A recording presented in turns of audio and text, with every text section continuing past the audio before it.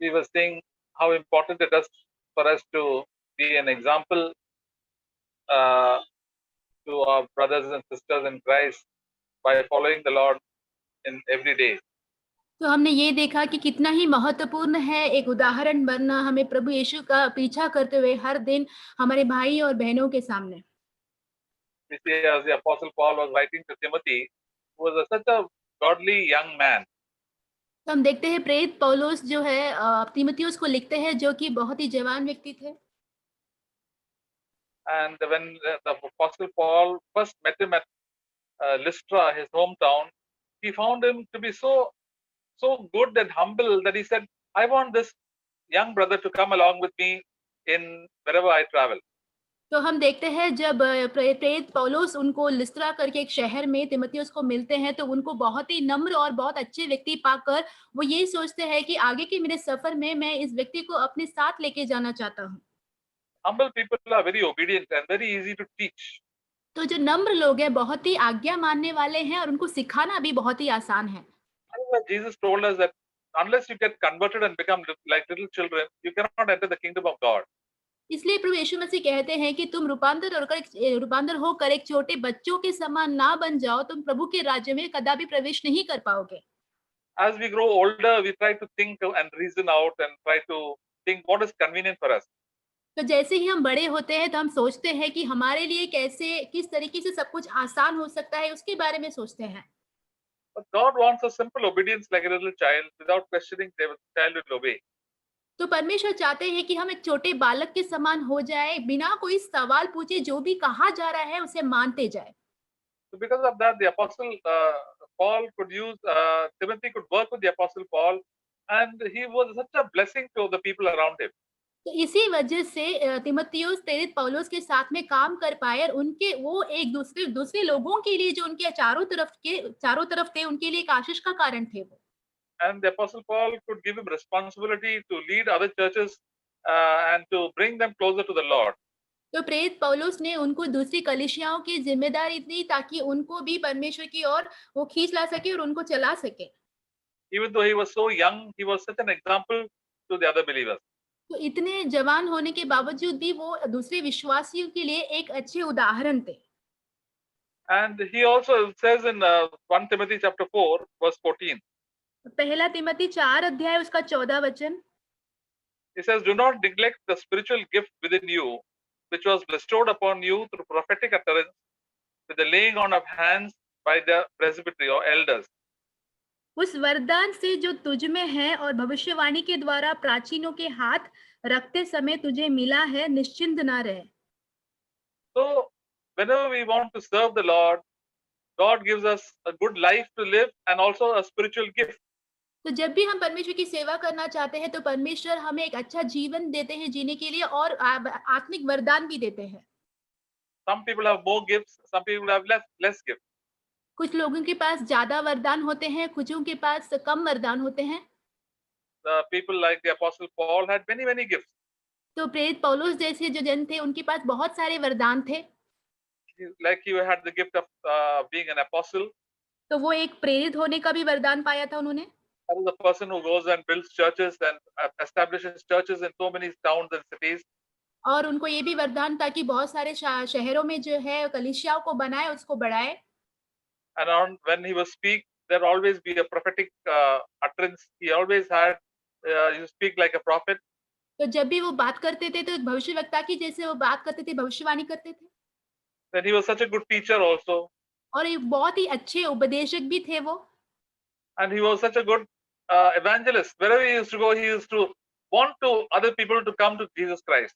तो वो बहुत ही अच्छे सुसमाचार सुनाने वाले थे। जहाँ कहीं भी वो जाते थे, वो चाहते थे कि सभी लोग जो है प्रभु की ओर आ जाए। And he was such a good teacher also. वो बहुत ही अच्छे शिक्षक भी थे। So much of the doctrines that we learned, the teachings in the Bible are written by the Apostle Paul. बहुत सारे जो सिद्धांत जो बाइबल में लिखे हुए हैं वो प्रेरित पौलुस के द्वारा लिखा है। So much of scripture he has written. बहुत सारे जो पत्रियां हैं उन्होंने लिखे हैं। So we all could learn and have great benefit. ताकि हम सारी इन बातों को सीखें और उसके द्वारा हम लाभ पाए। These are known as spiritual gifts. तो ये सब कुछ को आत्मिक वरदान कहते हैं।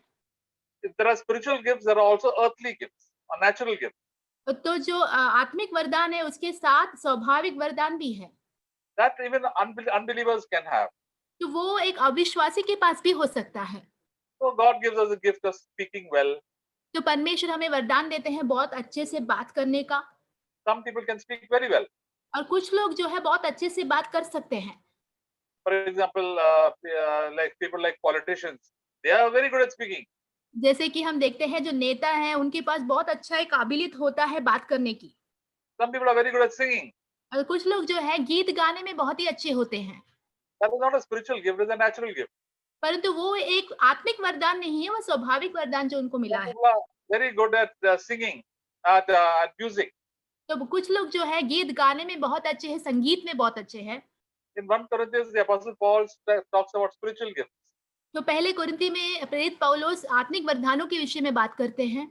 So the most important gift for all of us to seek after is the gift of prophecy. तो बहुत ही महत्वपूर्ण वरदान जो हम सभी को जिसका पीछा करना चाहिए वो है भविष्यवाणी। Just because we can do prophecy doesn't mean we are prophets. तो हम भविष्यवाणी कर सकते हैं इसका मतलब ये नहीं है कि हम भविष्यवक्ता हैं। The New Testament prophecy is different from the Old Testament prophecy. नया नियम का जो भविष्यवाणी है, पुराना नियम का जो भविष्यवाणी से बिल्कुल अलग है। New Testament prophecy is to encourage, to exhort, and to build up. तो नए नियम का जो भविष्यवाणी है वो जो है प्रोत्साहन करने के लिए है, दूसरे लोगों को बढ़ाने के लिए, उनको आगे बढ़ाने के लिए है। And also to exhort. I mean, to tell people, to warn them and tell them in a very loving way. और उनको उपदेश देना बहुत ही अच्छे प्यारे तरीके से उनको बात करके समझाना बात करके। The Apostle Paul that all of you should prophesy. तो प्रेरित पौलुस कहते हैं सभी लोगों को भविष्यवाणी करना चाहिए। As God has encouraged us, we can encourage others. जैसे परमेश्वर ने हमें प्रोत्साहन दिया है, वैसे हम दूसरे लोगों को प्रोत्साहन दे सकते हैं। And this is one gift that all of us we should practice in our life. तो ये एक ऐसी वरदान है जो हम सभी अपने जीवन में अभ्यास कर सकते हैं। And the other gift that is commonly used is the gift of tongues. और दूसरा जो वरदान है जो साधारण तरीके से उपयोग होता है जिसका वो है अन्य भाषा का। Yeah, we can speak in the heavenly tongues to praise God and to thank God. तो हम जो है स्वर्गीय भाषा में बात कर सकते हैं परमेश्वर की स्तुति देने के लिए, परमेश्वर को धन्यवाद करने के लिए। In the meetings, we may not use it because we can only use it if somebody can explain to it what is the meaning of the language, the heavenly language. कलिसिया में हम इसका इस्तेमाल तभी कर सकते हैं जब हम स्वर्गीय भाषा का कोई भाषांतर करके बताए कि जो कहा जा रहा है उसका अर्थ क्या है। But this gift, spiritual gift, is a very good for personal edification. तो ये जो आत्मिक वरदान है हमारे व्यक्तिगत जीवन की उन्नति के लिए बहुत ही अच्छी है। And for intercession, for praying for others. तो और मध्यस्थ करने के लिए, दूसरे लोगों के लिए प्रार्थना करने के लिए भी। Because the Holy Spirit gives us a language to intercede for others, even though we do not understand. तो पवित्र आत्मा हमें ऐसे एक भाषा देते हैं जिसके द्वारा हम दूसरे लोगों के लिए मध्यस्थ कर सकते हैं जब हमें समझ में नहीं आता है। Then also other gifts, the gifts of discerning people, whether the people are straight or what is the motive of people who come to the church. और दूसरा एक वरदान होता है लोगों का जांच करना कि जो लोग कलीसिया में आ रहे हैं उनका मकसद क्या है, मनसा क्या है। And also the gift of knowledge. और फिर जो रहता है वरदान ज्ञान का। That means some brothers can see that this person or that this situation is going to come in the future and have a in-depth knowledge of the heart of the mind of the person. तो एक भाई बहन को ये एक ऐसी एक बुद्धि ज्ञान हो सकता है कि ये भविष्य में ऐसा होने वाला है, तो एक गहराई का ये जो ज्ञान रहता है हर इस विषय में उनके मन में होता है, उनकी बुद्धि में समझ में आता है। This is all for the building up of the church.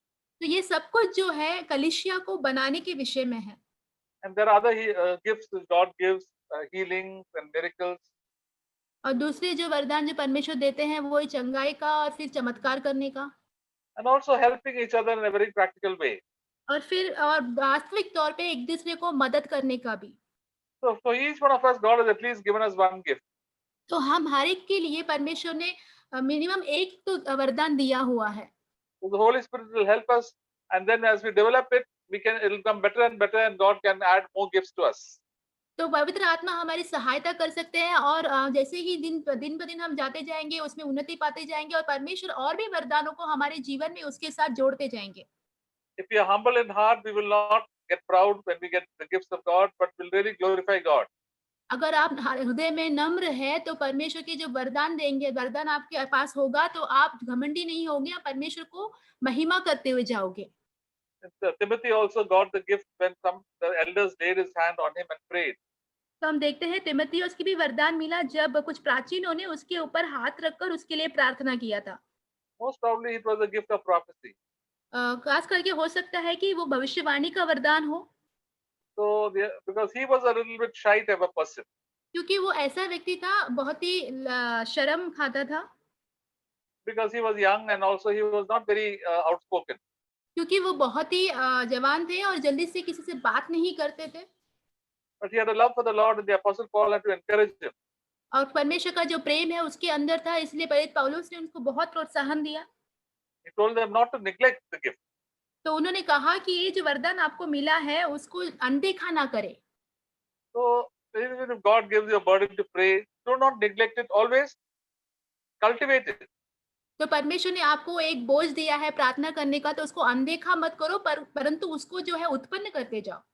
If you have got a gift of tongues, keep on ask God to and help God. You should speak in tongues more often. अगर आपको अन्य भाषा का वरदान मिला है तो ज्यादा करके बहुत सारा समय जो है उस अन्य भाषा के द्वारा प्रार्थना बातें करते रहो। Use it more often so that God can mature you in that gift. तो उससे ज्यादा से ज्यादा समय इस्तेमाल करो ताकि परमेश्वर उसमें आपको सिद्ध करते जाए। Like every earthly gift, for example, a person is singing. If he practices better and better with a good teacher, it will become better and better. जैसे कि हम सांसारिक वरदानों को देखते हैं, अगर एक व्यक्ति के पास गीत गाने का वरदान है तो जितना ही वो उसमें अभ्यास करते जाएगा उतना ही उसमें बेहतर होता जाता है वो। So it is the spiritual gifts. As we mature, it becomes more and more useful to others. तो अगर आत्मिक वरदान के विषय में भी ऐसे है, अगर उसमें सिद्ध होते जाएंगे हम, वो दूसरों लोगों के लिए बहुत ही फायदेमंद हो जाता है। So, brothers and sisters, I urge you that you also do not neglect the gift that God gives us, but use it. तो इसलिए भाई बहनों, मैं आपको भी उत्तेजित करता हूँ कि जो भी परमेश्वर ने वरदान आपको दिए हैं उसको अनदेखा ना कीजिए, उसका इस्तेमाल कीजिए। It may be for a short time that you can speak for some words of encouragement. Always speak. अगर थोड़े समय के लिए आप परमेश्वर वचनों के द्वारा प्रोत्साहन देने वाले वचन कह सकते हो तो आप कह लो। And then the more we practice it, the more better and better you become. और जितना हम उसका अभ्यास करते जाएंगे उतना ही बेहतर होता जाएगा वो। And verse 15 says, take pains with these things, be absorbed in them, so that your progress may be evident to all. और उसका 15 वचन, उन बातों को सोचता रहे और इन्हीं में अपना ध्यान लगाए रहे ताकि तेरी उन्नति सब पर प्रकट हो। The most important thing that we should take pains is with God told the Apostle Paul was telling Timothy about his character. तो हम देखते हैं प्रेरित पौलुस तीमुथियुस को कहते हैं कि हमें इस बात पर ज्यादा ध्यान देना है जो कि हमारा चरित्र है। He said, verse 12, we saw it yesterday, let no one look down on your youthfulness, but rather in speech, in conduct, in love, faith, and purity, show yourself an example to those who believe. हम 12 वचन में देखते हैं, कोई तेरी जवानी को तुच्छ न समझने पाए, पर वचन और चाल चलन और प्रेम और विश्वास और पवित्रता में विश्वासियों के लिए आदर्श बन जा। See, our aim in life is to become like Jesus and to have the character of Jesus. तो हमारा जीवन का उद्देश्य है कि हमें यीशु मसीह के समान बनना है और यीशु मसीह का जो चरित्र है वो पाना है। That is our ultimate goal. तो वो हमारा जीवन का मकसद है। For that, achieving that goal, we have to take pains and we have to get really interested and absorbed in it. तो उसके लिए हमें बहुत ही यत्न करना रहता है, दर्द लेना पड़ता है, उसको हमें बहुत ही फुर्ती से उसके पीछे लगना होता है। We have not to get absorbed with so many other things. तो हमें दूसरी बहुत सारी चीजों में उलझे हुए नहीं रहना है। All the worldly things and all the other foolish things that people speak and chit-chatting and gossiping. But we say, Lord, how can I become like you in this situation? जो भी सांसारिक बातें हैं जिसमें लोग लगे हुए रहते हैं और अपना समय व्यतीत करते हैं, वैसा नहीं रहना है। हमें परमेश्वर से कहना है कि प्रभु मेरी मदद कीजिए कि मैं आपके समान कैसे बन जाऊं। How can I be like you in the words that I speak? मैं जिस तरीके से बातें करता हूँ उसमें मैं आपके समान कैसे बन सकता हूँ। See, for example, when we start our Christian life, we speak all sorts of wrong things. उदाहरण के तौर पे जब अपना मसीही जीवन हम शुरू करते हैं, तो हम सारी गलत चीज़ों के बारे में बात करते होंगे। Sometimes we tell lies, and sometimes people speak about people behind their back and gossip. And all sorts of wrong things we do. तो हो सकता है हम झूठ बोलते होंगे, सारे लोगों के पीठ पीछे बातें करते होंगे, सारी गलत चीज़ें हम करते होंगे। Because this is what we have practiced for so many years. क्योंकि इन चीज़ों का अभ्यास हमने बहुत सालों से करते आए हैं। But the Holy Spirit will speak to us and tell us to change our ways and to control our tongue. तो पवित्र आत्मा हमसे कहेंगे कि अपने जो मार्ग है उसे बदलो, अपने जो ज़ुबान है उस पर नियंत्रण लाओ। And as we obey the Holy Spirit, we find that we'll get victory over it and we can conquer all these telling lies and gossiping and backbiting. जैसे हम पवित्र आत्मा की इस बात को मानते जाएँगे, तो हम देखेंगे कि इन बातों के ऊपर हम जय पाते हैं, जैसे कि झूठ बोलना और पीठ पीछे बातें करना, सबके ऊपर हम जय पाते हुए। And also stop grumbling and complaining और हम बंद कर देंगे कुड़कुड़ाई करना और शिकायत करना। and start giving praise and thanks to God in every situation. और फिर परमेश्वर को स्तुति और धन्यवाद देंगे हमारे जीवन की हर एक परिस्थितियों में। That happens only when we take pains with it and we are absorbed, very interested in following Jesus. तो ये तभी होगा जब उसके लिए हम दर्द उठाएँगे और बहुत ही उसके उन चीज़ों के लिए हम बहुत ही दिलचस्पी रखेंगे। See, when I was when I just came to the Lord, I had a habit of telling very, very small lies. तो उदाहरण के तौर पे जब मैं प्रभु में पहले आया, तो मुझे ऐसी आदत थी कि मैं छोटी-छोटी जो झूठ था वो बोलता था। But the Lord convicted me, and sometimes when my boss would say, Is the work finished, completed? I would say, Yes. तो परमेश्वर ने मुझे इस बात का एहसास दिलाया। कभी-कभार मेरे बॉस पूछते थे कि आपने इस काम को पूरा किया है क्या? तो मैं हाँ कह देता था। See, it would be 95% complete, but I would say yes when it was not fully complete. हो सकता है कि वो पूरा काम हुआ नहीं है, तो भी मैं कहता था कि हाँ, ये पूरी तरीके से काम हो गया है। Then the Lord, maybe Monday it will be finished. I would say yes. But the Lord told me, See, you have told the lie, go and set it right. तो एक दिन और लगता होगा उसको पूरी करने के लिए, परंतु फिर भी मैं कह देता था, हाँ, पूरा हो गया। तो प्रभु ने कहा कि ये गलत है, ये झूठ है, ऐसे मत करो, सही जो चीज़ है वो जाके कहो। So then God told me, Now you go and tell your boss that what you said is not fully correct. It is still some more thing is left. तो ये परमेश्वर ने मुझे कहा कि अभी जाके अपने बॉस से कहो कि आपने जो कहा है वो पूरी तरीके से सही नहीं है, एक और दिन लगेगा वो काम को पूरा होने के लिए। So there was a great humiliation on my part to go and tell the boss sorry and tell this is the truth. तो मेरे तरफ से मुझे बहुत ही अपमान की बात थी कि मुझे जाके मेरे बॉस से ये कहना है कि मैंने जो कहा है वो गलत है और मुझे थोड़ा समय लगने वाला है। So next time I used to be very, very careful while talking. तो अगली बार जो है जब बात करने के लिए मैं बहुत ही फिर सावधान हुआ। And it became better and better till I stopped telling lies altogether. तो ये मेरे साथ और बेहतर होते गया और मैंने झूठ बोलना पूरी तरीके से बंद कर दिया। People in this world keep on telling all sorts of lies or they keep on hiding a lot of things. ये दुनिया के लोग बहुत सारे झूठ बोलते रहते हैं, बहुत सारी चीज़ों को छिपाते रहते हैं। And then I became like a light in my workplace that if anybody wanted to know the facts about anything correctly, they would come and ask me. तो मैं अपने काम करने वाली जगह पे एक ज्योति के समान हो गया कि अगर किसी को सही बात क्या है वो पता करना होता है, तो वो मेरे पास आके पूछते थे। Because they'll know they'll get the correct answer.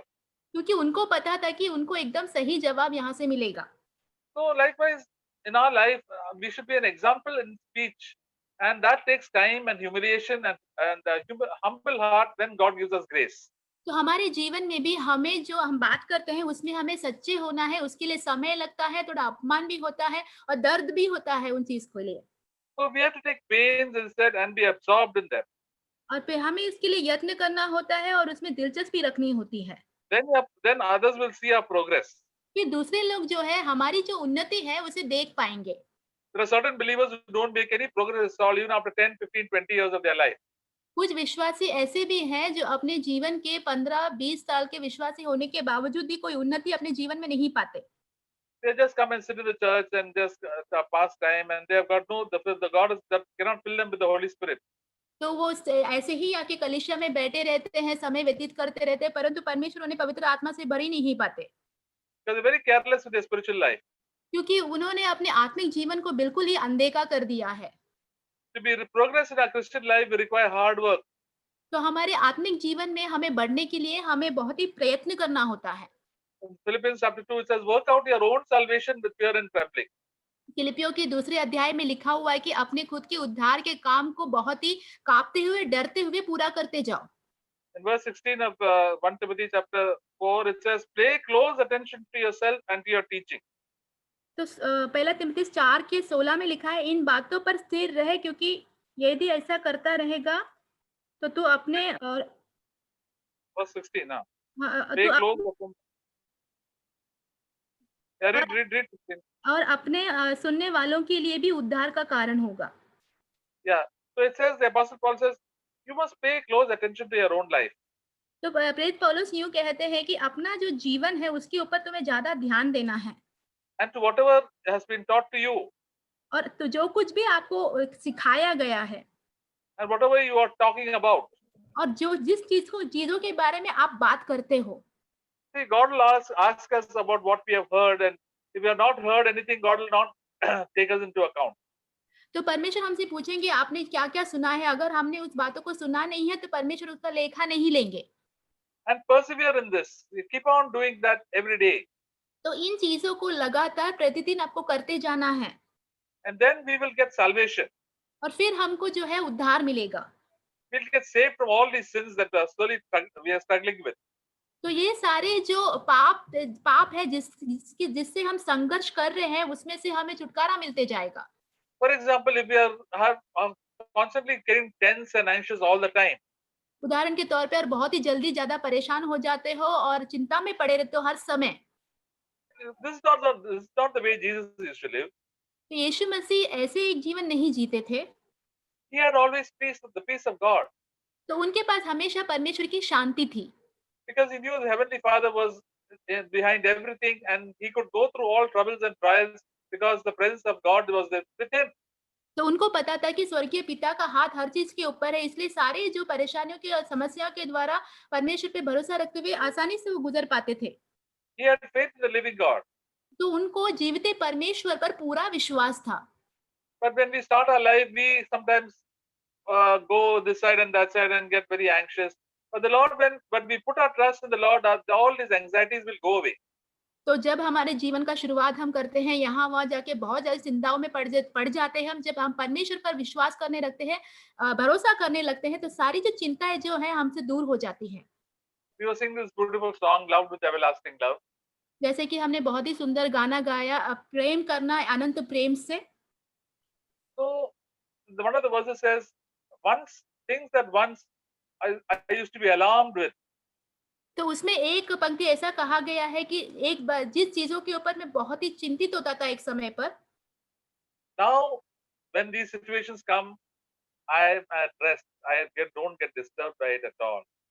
तो अभी जब ऐसी परिस्थितियाँ मेरे जीवन में आती है, तो मैं उससे कभी भी अशांत नहीं होता हूँ, मैं हमेशा शांति से रह पाता हूँ। God has taught me that He is in control, and I trust in my Heavenly Father. He will take care of every situation. I have a rest and a peace in my heart.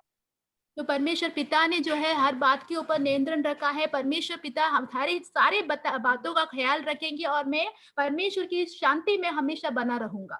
So this is the spiritual progress that we make. तो ये एक आत्मिक उन्नति है जो हम करते हैं। Earlier, I didn't have joy, but my joy is increasing every day because God fills me with the Holy Spirit. तो पहले मेरे अंदर आनंद नहीं था, परंतु अभी मैं आनंद से भर जाता हूँ क्योंकि परमेश्वर प्रतिदिन मुझे पवित्र आत्मा से भरते हैं। I hate those things that are wrong and love the things that are right. तो जो गलत चीज़ें हैं उससे मैं घृणा रखता हूँ और जो सही चीज़ें हैं उससे मैं प्रेम रखता हूँ। And thus, I've been saved from all sorts of depression and sadness. तो ऐसे ही मैं बच जाता हूँ सारे उदासीपन से और निराशा से। I am saved, and I can be an example to others, to my brothers and sisters, and they all looking at my life, they also will be saved. तो मैं बचाया गया हूँ, तो मेरे जीवन को जो देखते हैं भाई-बहनें वो लोग भी देखेंगे और उनका भी बचाव होता है फिर। But we have to be honest before God परंतु हमें परमेश्वर के सामने बहुत ही ईमानदार होना है। and say, Lord, I thank you. And I'm honest before God and say, I praise you that I trust you that you can do this work in my life. तो ईमानदार होके परमेश्वर को स्तुति धन्यवाद देते हुए कहना है कि मुझे पता है प्रभु आप पे मुझे भरोसा है कि आप ये काम मेरे जीवन में कर सकते हो। You changed the Apostle Paul, you changed Mary Magdalene, आपने प्रेरित पौलुस को बदल दिया, मरियम मगदलीन को बदल दिया, You changed Zacchaeus. आपने जक्कई को बदल दिया, You changed Timothy. आपने तीमुथियुस को बदल दिया। Lord, you can change me. God can change anybody who comes to God. तो परमेश्वर आप मुझे भी बदल सकते हो, परमेश्वर के सामने जो कोई भी आते हैं उनको परमेश्वर बदल सकते हैं। If we sincerely come to God and work hard and humble ourselves and take and mind our own business, then we can make very good progress. अगर हम ईमानदारी से परमेश्वर के पास आएँगे, अपने आप को नम्र करेंगे, अपने काम-काज को देखते रहेंगे तो परमेश्वर के परमेश्वर के इस विषयों में हम बढ़ोतरी करते जाएँगे। If we try to mind other people's business and find fault with them, then we find that we will not make any progress because we have no time to mind our own business and work hard. अगर हम दूसरे लोगों के विषय में दखल-अंदाज़ी करते रहेंगे, उनको देखते रहेंगे तो हमारे पास उन्नति के लिए कभी भी समय नहीं होगा क्योंकि हम इन सारे मामलों में पड़ते हुए पाएँगे। Once things are better with us, then we also can encourage other people and also exhort them. तो अगर एक बार हमारे साथ सब कुछ अच्छा हो जाता है, तो हम दूसरे लोगों को भी प्रोत्साहन दे सकते हैं इन सारे विषयों के ऊपर। The Pharisees were people like that who always wanted to preach to others and teach others, but they neglected their inner life. तो फरीसी ऐसे ही लोग थे जो हमेशा दूसरों को सिखाते थे, दूसरों को उपदेश देते थे, परंतु उनका आंतरिक जीवन जो है, उन्होंने उसे अनदेखा कर दिया था। They were so zealous for their ministry that they went here and there and tried to bring more and more people, bring more and people to God. तो उनके सेवकाई में उतने जोशीले थे कि वो यहाँ-वहाँ जाकर परमेश्वर की ओर बहुत सारे लोगों को खींच के ला रहे थे। All their preaching was correct, तो उनकी जितनी भी उपदेश थे, सब कुछ सही था। but their personal lives, the hidden lives, were full of sin. परंतु उनका जो व्यक्तिगत जीवन और उनका गुप्त जीवन जो था, वो बहुत सारे पाप से भरा हुआ था। They were full of the love of money. तो वहाँ पे पूरा पैसों का प्रेम था। They were so proud and they wanted honor, तो वो बहुत ही घमंडी थे और उनको आदर चाहिए था and their lives are full of sexual sin. और उनके जीवन में पूरा लैंगिक पाप से भरा हुआ था। That's why God told them that you are a hypocrite. इसीलिए परमेश्वर उनको कहते हैं कि तुम कपटी हो। So that's why the Lord always tells us you start with your inner life first. तो इसीलिए परमेश्वर हमेशा कहते हैं कि अपने जो अंदर के जीवन से पहले शुरुआत करो। It doesn't matter if you don't do any evangelism or any other outward ministry. Start with your inner life. When the inner life is clean, you can always be an example to others and bless others. तो कोई बात नहीं है कि आपके पास कोई सेवकाई नहीं है, कोई भारी काम नहीं कर रहे हो, परंतु आपका जो अंदर का जीवन है वो सही रहेगा तो परमेश्वर के लिए हमेशा तुम उन्नति पा सकते हो, उसकी ओर बढ़ सकते हो। Doesn't matter if you don't have any gift or any other, if you don't have much spiritual education. God can really lift you up. तो कोई बात नहीं कि आपके पास कोई आत्मिक वरदान नहीं है, कोई ज्ञान नहीं, परंतु परमेश्वर आपको सही में ऊँचा उठा सकते हैं उस जगह पर। And we can become very close to God and you can have victory over sin and peace and love abundantly in your own life. तो आप परमेश्वर के पास और करीब हो सकते हो और परमेश्वर का शांति, आनंद, प्रेम जो है आपके अंदर बहुत ही पाया जाएगा। So God is telling us, each one of us, that we have to work hard and pay close attention to ourselves. तो परमेश्वर हम हर किसी से यही कह रहे हैं कि हमें बहुत ही मेहनत काम करना है, अपने ऊपर ज़्यादा ध्यान देना है। Don't blame this one and that one and your parents and your teachers and your elders or any such thing. Just तो blame yourself and work hard. तो इसको उसको दोष लगाते मत रहो, कलीसिया को या अपने जो प्राचीन है उनको नहीं, अपने माता-पिता को नहीं, अपने आप को दोष लगाओ और उसी में मेहनत करते जाओ। Then God will lead you and guide you to the right pace, right place. फिर परमेश्वर आपकी अगुवाई करेंगे, मार्गदर्शन करेंगे सही मार्ग की ओर। God taught me this in my young age, when I was in college. तो परमेश्वर ने ये सारी बातें मुझसे कही जब मैं कॉलेज में था। I was doing medical college. तो मैं मेडिकल कॉलेज में था। So we had batches where of 8 or 9 people when we had to study different parts of the body. तो एक-एक झुंड रहते थे 9 या 10 जन के, तो वहाँ पे हर एक जो शरीर के अंग है उसके बारे में सीखना होता था। So we started with the hands, then we go with the legs, and then we go to the chest, then the stomach, and then the head. तो पहले हमने हाथ से शुरू किया, फिर पैर की ओर गए, फिर पेट और सर, फिर छाती, ये सब एक-एक करके हम जाने लगे। So each group had one teacher. तो हर एक झुंड का एक शिक्षक हुआ करता था। So as the class would change from one hand to leg, we'd get another teacher. तो जैसे कि वो जो क्लास है वो बदल जाता था, हाथ खत्म होके जब पैर की ओर आता था तो हमारे जो शिक्षक है वो भी बदलते थे। So, but when we came to the head, we got a teacher that was the most inexperienced and very young. तो जब हम सर के उस विषय को पढ़ने के लिए आए तो हमें ऐसा एक शिक्षक मिला जो बहुत ही उम्र में कम थे और उनको कोई अनुभव नहीं था। She could not speak English also properly. तो वो अच्छे से इंग्लिश नहीं अंग्रेजी भी नहीं बोल पाती थी।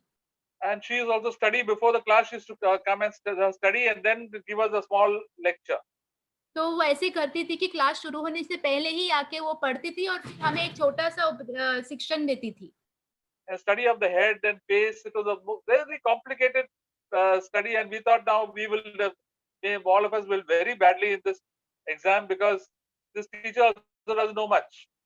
तो हम हाँ, सर का और जो चेहरा है उसके विषय में जो पढ़ना है बहुत ही कठिन था, तो हमने सोचा कि ये जो शिक्षक की शिक्षिका है बहुत अच्छे से पढ़ा नहीं रही है, तो हम हमारा जो परीक्षा आएगा उसमें हम ज़रूर असफल हो जाएँगे। And whenever somebody of our batch would ask her a question, she would say, "I don't know." तो अगर हमारे जो बैच में से किसी ने कोई सवाल भी उनको कर दिया तो वो कहती थी कि मुझे नहीं पता। So all of us were very discouraged. तो हम बहुत ही निराश हो चुके थे। But God spoke to me. तो परमेश्वर ने मुझसे बातें की। He told me that she is trying to do her best to teach the most important thing.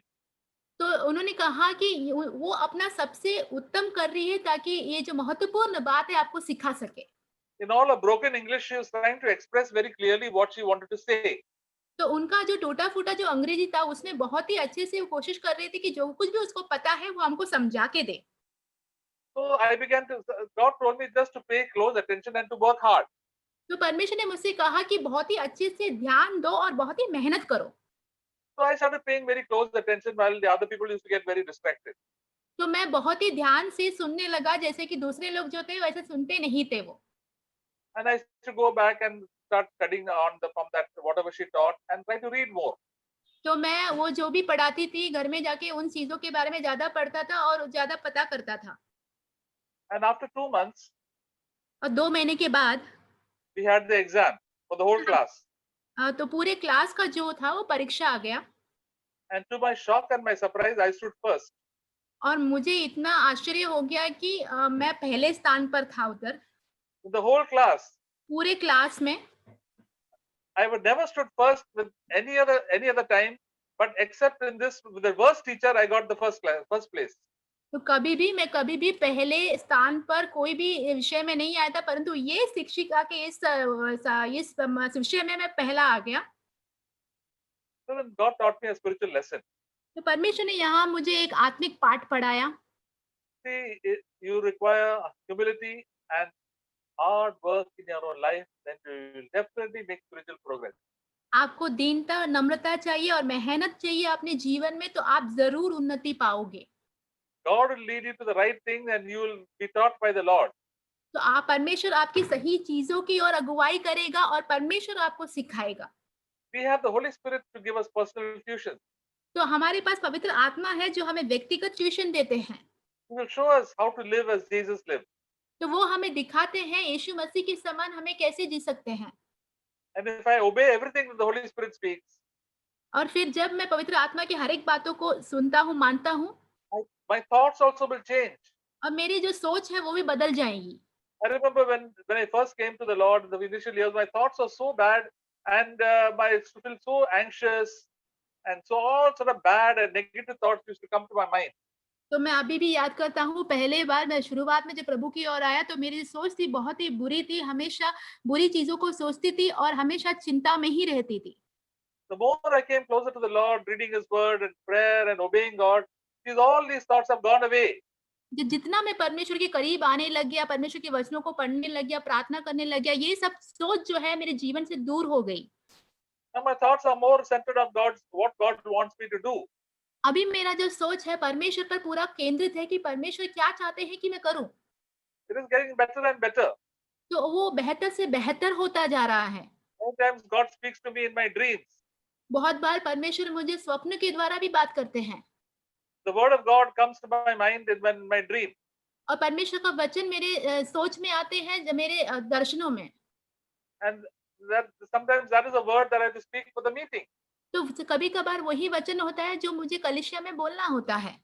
It's so nice when we come closer to the Lord also comes closer to us. तो बहुत ही अच्छी बात है जब परमेश्वर के हम निकट आ जाते हैं, तो परमेश्वर भी हमारे बहुत निकट आ जाते हैं। If Romans 8 says, who can separate us from the love of Christ? Romeo 8 अध्याय में यूँ लिखा हुआ है कि परमेश्वर के प्रेम से हमें क्या अलग कर सकता है? As we draw close to God, God will also draw close to us. जितना हम परमेश्वर के करीब होते जाएँगे, उतना परमेश्वर भी हमारे पास आते जाएँगे। We have to repent from all our selfishness and all the evil and be completely honest before God. परमेश्वर के सामने हमारे सारे जो भी बुरे काम है, उसे छोड़कर एकदम ईमानदारी के साथ, नम्रता के साथ परमेश्वर के सामने आएँगे तो। Then the Lord will come close to us and He'll bless us in every aspect of our life. परमेश्वर हमारे भी बहुत करीब आ जाएँगे, हमारे परमेश्वर हमारे हर एक जीवन के क्षेत्र में हमें आशीषित करेंगे। And all the troubles and trials in our life, God is there with us. और जीवन के सारे दुखों में, कष्टों में, क्लेशों में परमेश्वर हमारे साथ होंगे। He will tell us that He loves us very much. और वो कहते हैं कि वो हमसे बहुत ही प्रेम रखते हैं। And as He did for Jesus, He will do for us also. जैसे उन्होंने यीशु मसीह के लिए किया, वैसे वो हमें हमारे लिए भी करेंगे। So that is what the Apostle Paul was telling Timothy. Please work hard, don't neglect yourself, may pay more attention to yourself. यही प्रेरित पौलुस तीमुथियुस को कहते हैं कि बहुत ही मेहनत करो, अनदेखा मत करो, अपने आप पर ज़्यादा ध्यान देते हुए आगे बढ़ो। That's such a simple thing. बहुत ही साधारण सी बात है। Sometimes the simple things are the most difficult things to do. तो कई बार ये जो साधारण चीज़ ही होता है, जो बहुत ही मुश्किल होता है करने के लिए। God's ways are very, very simple. परमेश्वर के जो मार्ग है, बहुत ही साधारण है। That is why the more uneducated you are, the more closer you can come to the Lord. इसीलिए जितने आप अनपढ़ हो, उतना ही आराम से आप परमेश्वर के करीब आ सकते हो। What education Mary Magdalene had. Maryam मगदलीन जो थी, वो कितना पढ़ी-लिखी थी, She was not gone to school also, तो वो कभी इस विद्यालय में भी नहीं गई थी, but she became close to the Lord. परंतु वो परमेश्वर के बहुत ही करीब हो गई। God doesn't show any partiality to anybody. तो परमेश्वर किसी के साथ भी कोई भेदभाव नहीं करते। All those who come close to Jesus, Jesus will welcome them.